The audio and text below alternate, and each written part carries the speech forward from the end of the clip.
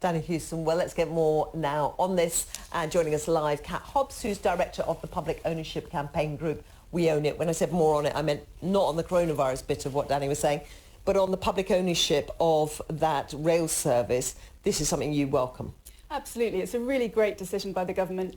It's absolutely right that our railways should be run in public ownership. It happens in other countries, and what we've seen here again and again since our railways were privatised is that it's been a disaster in many, many ways. So on northern trains, passengers have really been suffering with delays and cancellations and old trains that just aren't good enough. But actually across the whole rail network, we've got incredibly high fares, we've got a lack of capacity, we've got overcrowding, and we don't have the kind of railway that we need for the future to help us tackle the climate crisis and help people get around. I mean, it sounds like you've got a kind of deep-rooted, almost ideological view in favour of public ownership, but why do you think public ownership will sort all these issues you mention, old trains, you know, lack of capacity, etc., in a way that the private sector won't?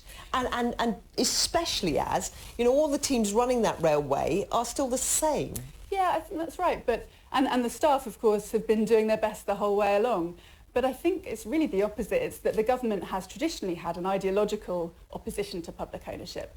But if you're a passenger and you're standing on a train platform, you don't have a choice about which train you're getting on. You're not a consumer in a market choosing between services, not really.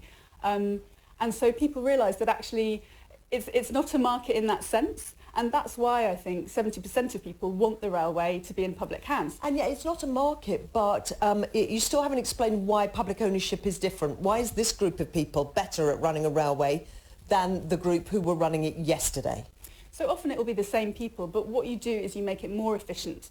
So right now we're wasting £1 billion a year, which is money going to shareholder dividends, but it's also money wasted on the inefficiencies of our privatised railway. You mean because it's too fragmented? It's too fragmented. It's lots of different actors. So you've got the private train companies trying to make a profit. You've got the rolling stock companies who are just middlemen who lend out the trains. They make 200 million in profit every year for doing that. And then you've got the government trying to step in, trying to get people the service that they need, but without necessarily the levers to do that. We are a country where the British government, since 1993, we're not allowed to run a railway except as operator of last resort. So that's what we're seeing here, and what we saw on the East Coast Line is the government stepping in because it's all gone wrong. But in other countries, you know, France, Germany, Italy, their state-owned operators often run our railways because they know that they can make a profit from doing so and bring it back to those countries.